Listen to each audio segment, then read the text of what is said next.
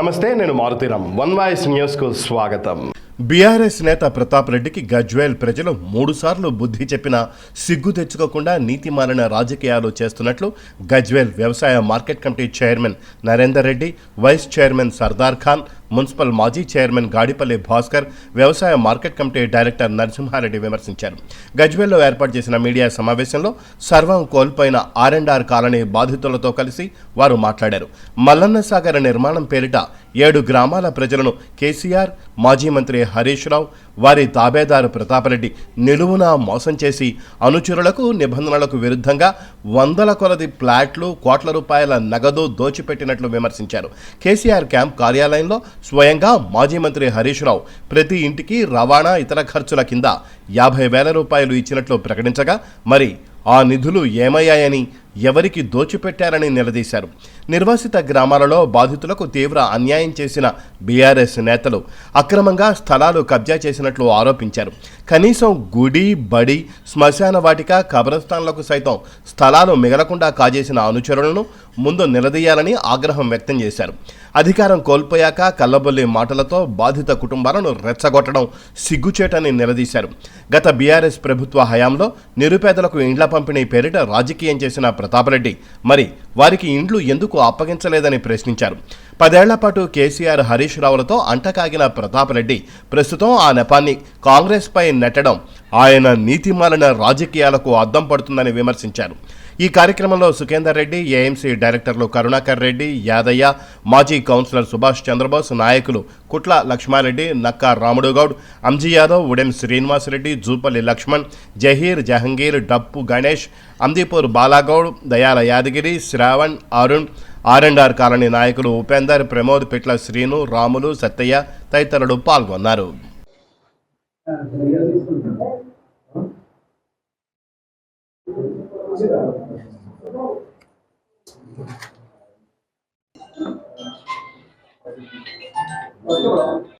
ఈరోజు ఈ press meet పెట్టడం ముఖ్య ఉద్దేశం ఏంటంటే, ముంచినోళ్ళు నట్టేట ముంచినోళ్ళే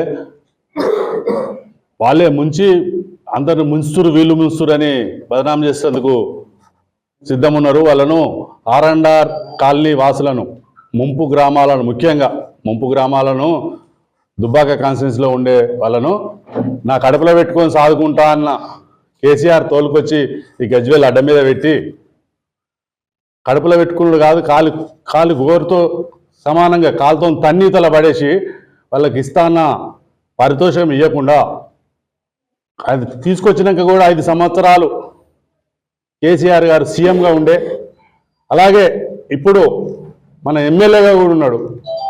ఇప్పుడు నిన్న పోయిన ఒక అతను నాయకుడు వాళ్ళ తరఫున ప్రతినిధిగా, ఎమ్మెల్యే తరఫున ప్రతినిధిగా పోయే ప్రతాప్ రెడ్డి అనే నాయకుడు తోలుకొని పోయి ఆర్డీఓ దగ్గర కంప్లైంట్ చేయడము, ఆడికి పోయి కంప్లైంట్ చేయడం కాదు. ప్రతాపన్న, నువ్వు చేసేది మీ ఎమ్మెల్యేని బయటకు రమ్మను. ఆయన వచ్చి తోలుకొచ్చి కడుపులో పెట్టుకుంటా అన్న ఆయన కాళ్ళతో ఎందుకు దండిండు, వాళ్ళ కసరంతా బయటకు తీసిండు. అది నీకు తెలుసు, నువ్వు దగ్గరుండి హామీ ఇచ్చినావు. మొన్న వాళ్ళు హరీష్ రావు, R&R వాసులు అందరూ హరీష్ రావు దిష్టి బొమ్మ దగ్ధం చేసినప్పుడు ఇచ్చే 50,000 రూపాయలు ఎవరికి ఇచ్చారు? ప్రతి ఇంటికి 50,000 రూపాయల పారితోషికం ఇచ్చారు. ఆ అమౌంట్ ఎవరికి ఇచ్చారు? అవన్నీ వచ్చినాయి, డ్రా అయినాయి అని చెప్పినావు. ఎవరికి ఇచ్చినావు నువ్వు? అవి ఇచ్చినాయి ఏదో ఆడికొచ్చి ముంపు గ్రామాల ప్రజల దగ్గరకు వచ్చి నిలబడి చెప్పు. నువ్వు ఆర్డీఓ దగ్గర పోయి చెప్పేది కాదు.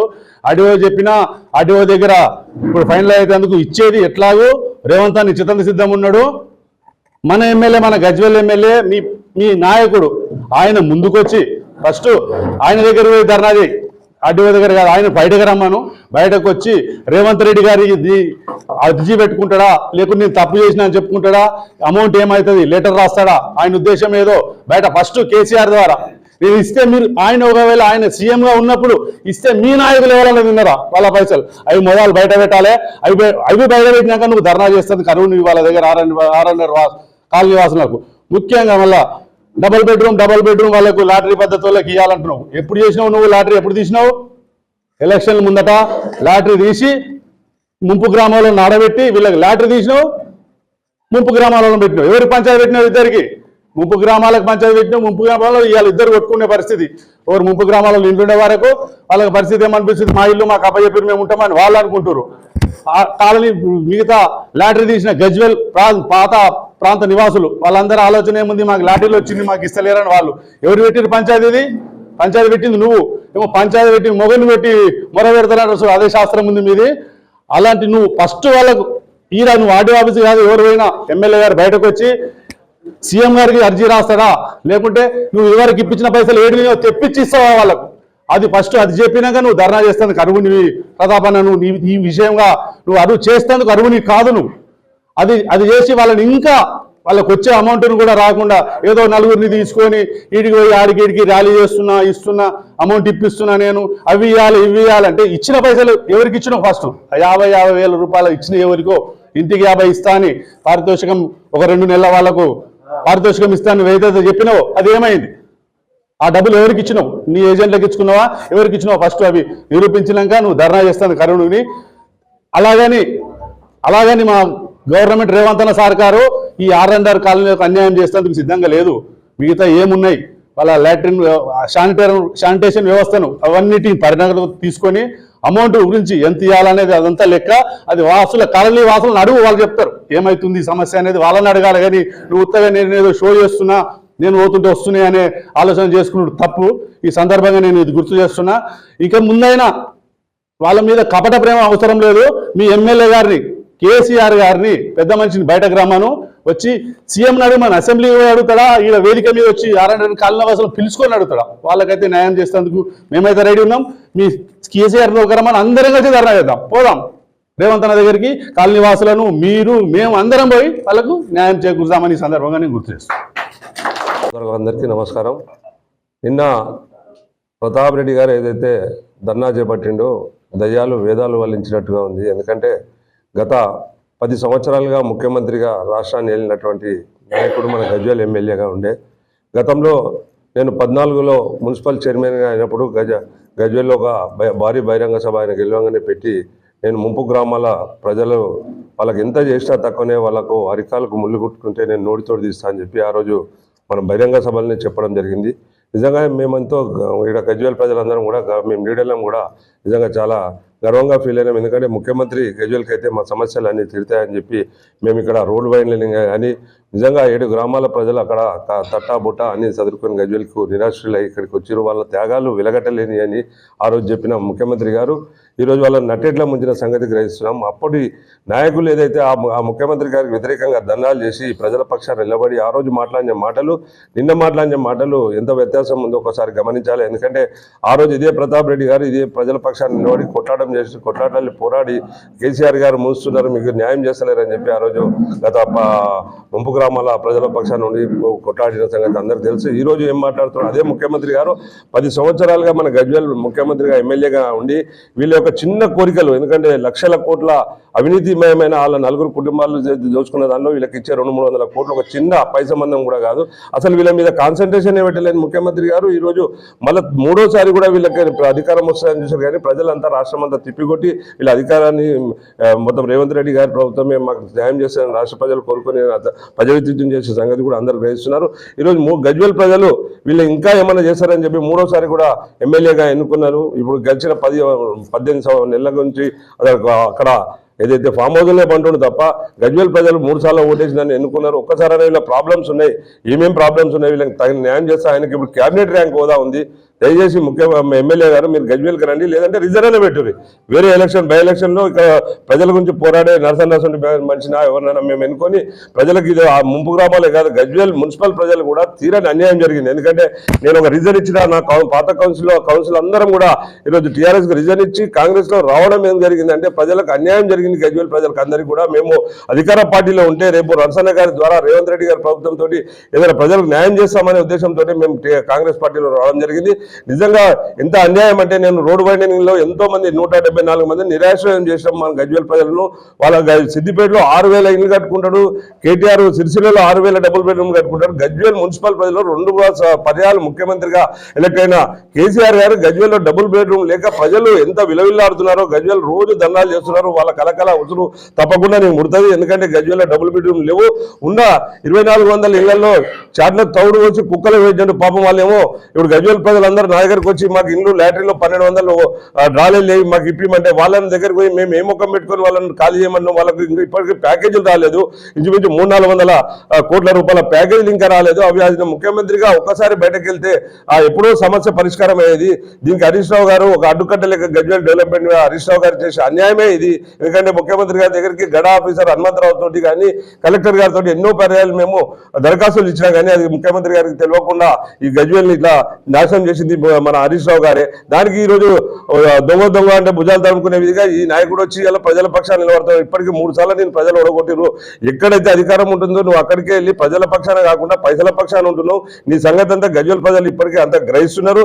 నిన్ను ఎప్పటికి కూడా గజ్వేల్ ప్రజలు ఏ అధికారాన్ని కూడా రానియారు. ఎందుకంటే నువ్వు చేస్తున్న సంగతికి ఒకప్పుడు నీ దగ్గర ఏముండే ఇప్పుడు ఏమి అయిందో కూడా గజ్వేల్ ప్రజలందరూ కూడా గ్రహిస్తున్నారు. మొన్ననే 50,000 హరీష్ రావు గారు నీకు అందజేస్తే మొత్తం నీ కార్యకర్తలకే ఇచ్చి అక్కడ ఉన్నటువంటి మొత్తం ప్రాబ్లమ్స్ ఉన్న వ్యక్తులకు ఎవరికి కూడా బీద వ్యక్తులకు 50,000 ఇవ్వకుండా నీ యొక్క అనుచరులకు నీ యొక్క టీఆర్ఎస్ వంగలమాకులకే పంచిన సంగతి కూడా ప్రజలందరూ గ్రహిస్తున్నారు.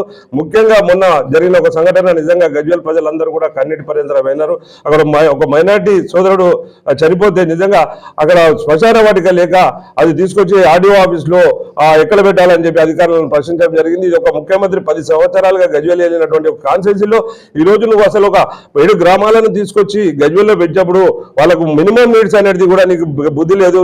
ఈరోజు ఒక శ్మశాన వాటిక ముఖ్యము, అండర్ గ్రౌండ్ చూసాము. ఇంకొక సంవత్సరం అయితే అక్కడ పరిస్థితి ఎంత ఘోరంగా ఉంటుందో నాకు ఒక మున్సిపల్ చైర్మన్ గా తెలుసు. అక్కడ అండర్ గ్రౌండ్ అనేది ఆల్రెడీ నిండిపోయింది, అక్కడ సిస్టమ్ లేదు.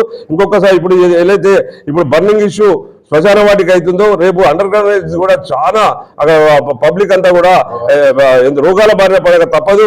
మేము నరసన్న గారు ఇప్పటికే 6 నెలలుగా నేను ప్రత్యేకంగా ఆయన ఎమ్మడి నుండి చూస్తున్నా. ఇంచుమించు 400 కోట్ల ప్రణాళికను తీసుకుపోయి కలెక్టర్ గారి దగ్గర సంబంధిత మంత్రుల దగ్గర కూడా తీసుకుపోయినాం. రేవంత్ రెడ్డి గారు కూడా మొన్న సానుకూలంగా స్పందించి గజ్వేల్లో తప్పకుండా వీళ్ళ ప్రాబ్లమ్స్ నేను తప్పకుండా దగ్గర నుండి తీస్తానని కూడా మాట ఇవ్వడం జరిగింది నరసన్న గారికి. అతి తొందరలో రేవంత్ అన్న గారి కూడా ఇక్కడ బహిరంగ సభ ఏర్పాటు చేసే ప్రక్రియలో మన ప్రీతమ నాయకుడు నరసన్న గారు కూడా ముందుంటున్నారు. కావున మీరు కల్లబొల్లి మాటలు చెప్తే గజ్వేల్ ప్రజలు ఎవరు నమ్మే స్థితిలో లేరు. మీకు ఇప్పటికే తగిన బుద్ధి చెప్పారు. ఆల్రెడీ మొన్ననే ఎంపీగా పోటీ చేసిన మోసకారి మన గజ్వేల్ ముంపు గ్రామాల రాక్షసి అయినటువంటి వెంకటరామరెడ్డి గారిని ఓడగొట్టే సంగతి కూడా మీ అందరికి తెలుసు. రాబో కాలంలో గజ్వేల్లో మీకు తీరిన ప్రజలకు ఎంత అన్యాయం చేసిరో రాబో మున్సిపల్ ఎలక్షన్లో కానీ స్థానిక సంస్థల ఎలక్షన్లో కానీ తప్పకుండా మీకు బుద్ధి చెప్తారు. ఈరోజు ఒక 10 సంవత్సరాలు ముఖ్యమంత్రిగా ఉండి రింగ్ రోడ్ను కూడా కంప్లీట్ చేయలేదు. ఈరోజు నెలకొక మనిషి గజ్వేల్లో చచ్చిపోతున్నాడు. ఇప్పుడు అధికారంలోకి వచ్చితే మేము ఇక్కడ గెలిచింది కేసీఆర్ గారు, మా నరసన్న గారు. ఎందుకంటే రాష్ట్రంలో ఉన్న ముఖ్యమంత్రి గారు కాంగ్రెస్ పాలన ఉన్నా కానీ ఇక్కడ ఎమ్మెల్యేగా కేసీఆర్ గారు ఉన్నారు కాబట్టి అక్కడ ఉన్న ప్రభుత్వం ఏం చేస్తుంది, ప్రతిపక్ష హోదాలో ఉన్న వ్యక్తి ఏం అడుగుతలేడు, ఇంట్లో ఏమంటుడు అని చెప్పి కూడా మేము ఎన్నోసార్లు మంత్రుల దగ్గరికి వెళ్ళిపోతే మంత్రి గారి నుంచి ఇక్కడ ఉన్న ఎమ్మెల్యే గారి నుంచి ఎలాంటి రిక్వెస్టేషన్ లెటర్స్ వస్తారో మీకు గజ్వేల్కి ఏం కావాలని కూడా ఆయన అడుగుతలేడనే సంగతి కూడా అక్కడ ఉన్న అధిష్టానం చెప్తుంది. కాబట్టి ప్రజలారా ఈ టీఆర్ఎస్ కలబొల్లి మాటలు నమ్మకండి. ఏదైనా రేవంత్ రెడ్డి గారి ప్రభుత్వం ఈ రోజు గెలిచిన తర్వాత 6 పథకాలే కానీ రేపు రాబో బీద ప్రజలకే కానీ ఇంద్రమ్మ ఇండ్లే కానీ ఈరోజు ఎన్నో పథకాలు తీసుకొచ్చి ముందుకు పోతున్న సంగతి కూడా తెలుసు. ఇలా యువ నాయకుడు రేవంత్ అన్న 100% మన గజ్వేల్ కూడా తగిన న్యాయం చేస్తాడని నరసన్న గారి ద్వారా మేము కొట్లాడుతున్నాం. తప్పకుండా అతి కొద్ది రోజులనే మున్సిపల్ ఎలక్షన్లు స్థానిక సంస్థల ఎలక్షన్ల ముందే వీళ్ళ యొక్క కొన్ని ప్రాబ్లమ్స్ అన్న కంపల్సరీ శ్మశాన వాటికలు బర్నింగ్ టాపిక్ కాబట్టి ఒక రాజకీయ నిరోధకి ఒక కొత్త రాజకీయ టాపను మొదలుపెట్టడం జరిగింది. గత చరిత్ర మనిషి నిన్న తన రాజకీయ జీవితాన్ని కాపాడుకోవటానికి ప్రజలను మభ్యపెట్టే కార్యక్రమం చేయడం జరిగింది. ఎందుకంటే ఆ నాయకుడు మర్చిపోవడం జరిగింది. గతంలో ఆయన ప్రతిపక్షంలో ఉన్నప్పుడు ఇందిరా పార్క్ నుండి కోటమేశ్వర రోడ్ బైటింగ్ విషయంలో ప్రజలకు ఇబ్బంది జరుగుతుంది, మీ నష్టపరిహారం అందకపోతే మీరు కూలగొట్టొద్దు, జేసీబీ వస్తే కాలబెట్టని నేను చూసుకుంటానని చెప్పిన నాయకుడు ఈరోజు అధికార పార్టీలో చేరిన తర్వాత వాళ్ళని పట్టించుకోకుండా పోయిన పాపాత్ముడు ఆ నాయకుడు.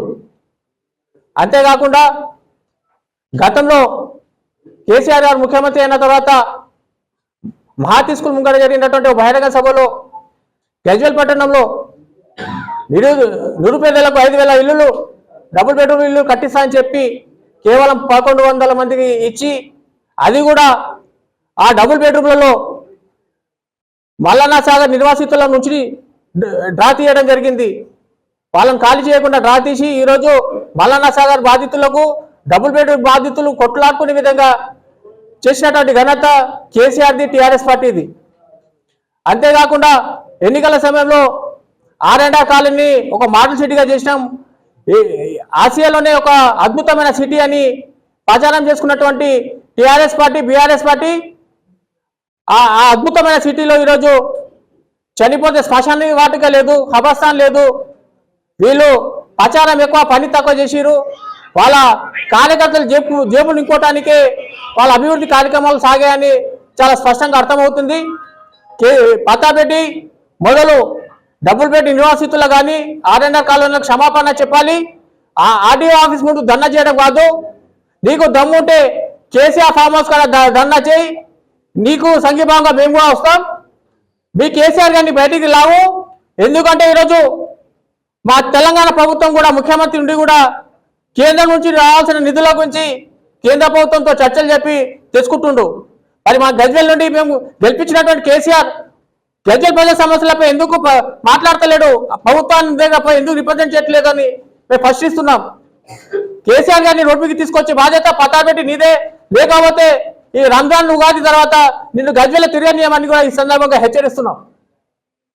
నిన్న బూరుపల్లి ప్రతాప్ రెడ్డి గారు శ్మశాన వాటికల గురించి ఆర్డీఓ దగ్గర కంప్లైంట్ ఇచ్చి ముంపు ప్రాంత ప్రజలపై వల్లమాలిన ప్రేమ ఒలకబోస్తూ ఆయన నీతిమాలిన రాజకీయాలను నిదర్శనంగా మేము అభివర్ణిస్తున్నాం.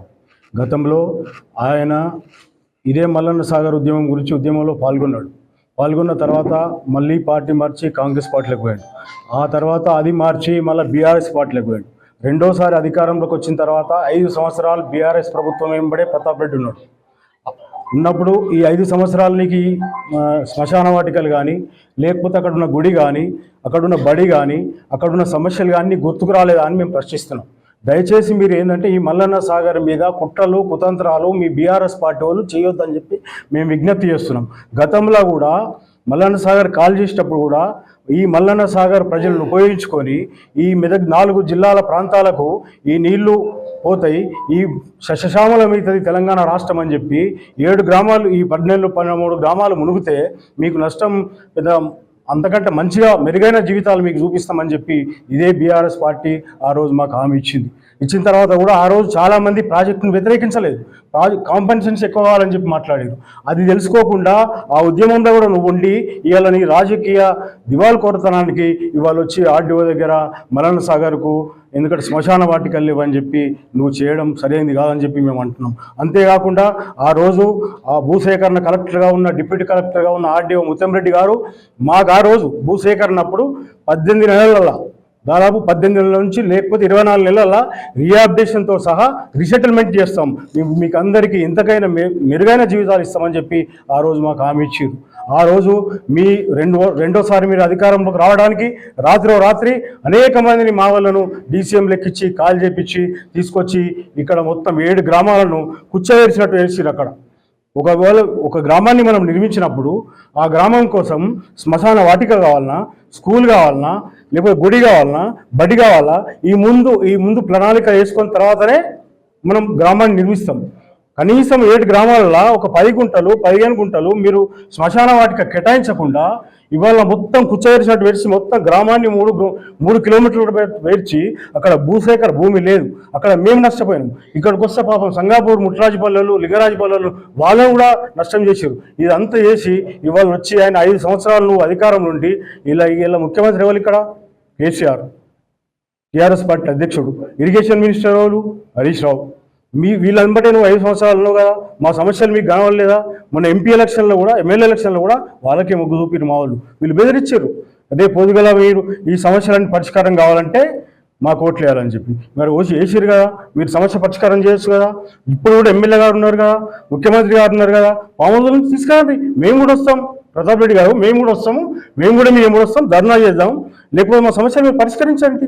పరిష్కరించకుండా నీతిమాలిన రాజకీయాలు చేస్తూ ఇలా కాంగ్రెస్ పార్టీకి అటు లెటర్లు ఇచ్చుకుంటూ మా సమస్యలు పరిష్కారం చేద్దామని ఆలోచన ఏముంటే అవి కూడా అడ్డుకుని వేయడానికి మా మీద వల్లబాలిన ప్రేమ ఒలకబోస్తూ మమ్మల్ని మళ్ళీ మన అదే సమస్యలు ఉండటానికి నువ్వు ఈ రాజకీయాలు చేసుకోవడం తగదు అని చెప్పి మేము అంటున్నాం. ఇంకో రెండో విషయం, మొన్న క్యాంప్ ఆఫీస్లో సీఎం క్యాంప్ ఆఫీస్కి సంబంధించి ఒక్కొక్క ప్యాకేజీకి అంటే దాదాపు 6 నుంచి 7 వేల ప్యాకేజీలు ఉంటాయి అక్కడ. ఈ ఊర్లు కాల్ చేసినప్పుడు దాదాపు 50,000 రూపాయలు ఒక్కొక్క ప్యాకేజీకి ట్రాన్స్పోర్ట్ ఖర్చులు. తర్వాత మీరు అక్కడికి పోతే అక్కడ పోయిన తర్వాత మీకు బస్సు దగ్గర ఉంటుందో ఏదో 2-3 నెలలు కష్టం చేసుకున్నాక దారి ఖర్చులు అని చెప్పి 50,000 ఇచ్చినా అని చెప్పి నీ పక్కకే సీఎం క్యాంప్ ఆఫీస్లో హరీష్ రావు గారు ప్రెస్ మీట్ పెట్టి చెప్పాడు. ఫస్ట్ ఆ 50,000 వంచు మాకు. నీకు చిత్తశుద్ధి ఉంటే నువ్వు మాట్లాడుతున్నావు, ఓకే మేము ఒప్పుకుంటాం. నీకు చిత్తశుద్ధి ఉంటే ఆ 50,000 ఏమైంది? 30-35 కోట్లు అవుతాయి. అది ఎవరికి ఇచ్చినావు? నువ్వు తిన్నావా? నీ అనుచరులు తిన్నారా? ఎక్కడ ఆ డబ్బులు వంచు మాకు. ఫస్ట్ వంచిన తర్వాత నువ్వు ఈ మెమోరాండాలు ఇవి అని చెప్పి మేము విజ్ఞప్తి చేస్తున్నాం. ఓకే.